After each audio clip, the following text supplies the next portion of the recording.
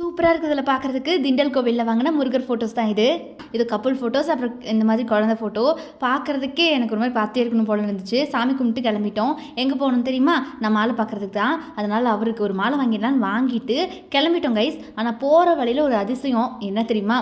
போகிற வழியிலேயே ஏதோ இந்த மாதிரி வந்து கோவிலை தாண்டி என்னால் போகவே முடியல. போகிறது என்னமோ முருகர் கோவிலுக்கு தான். ஆனால் இந்த சிவன் கோவிலை தாண்டி போக முடியாத அளவுக்கு ஒரு வைப்பு. அம்மா அப்பா 2 பேருமே சொல்லிட்டாங்க இங்கேயே மாலை போட்டுட்டு போயிடலாம் அப்படின்னு. கரெக்டாக இவருக்கு தான் இந்த மாலை வரணும்னு இருக்குது போல்.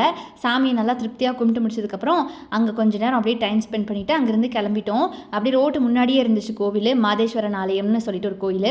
அதுக்கப்புறம் அங்கேருந்து நாங்கள் கிளம்பி எப்பவும் போல் ஈவினிங் செவ்வாய்க்கிழமை போகலான்னு சொல்லி கொங்கனகிரி கோவிலுக்கு தான் போயிருந்தோம்.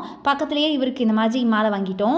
அப்புறம் சரி இந்த மாலை தான் இவருக்கு வரணும்னு இருக்குது போல் அப்படின்னு பேசிகிட்டே உள்ளே போனால் அவ்வளோ ஒன்றும் கூட்டம் கிடையாது. அதனால் முதல்ல பார்த்திங்கன்னா விளக்கு போட்டுட்டு போய் அங்கே முன்னாடி சாமி பார்க்கலான்னு கிளம்பிட்டோம். நல்லா பீஸ்ஃபுல்லான கோவில் கைஸ். நமக்கு எப்போவுமே ஈவினிங் போகிற மாதிரி தான் அமையுது. அதுவும் நல்லதுக்கு தான். என்விரான்மெண்ட் நல்லாயிருக்கும் இங்கே.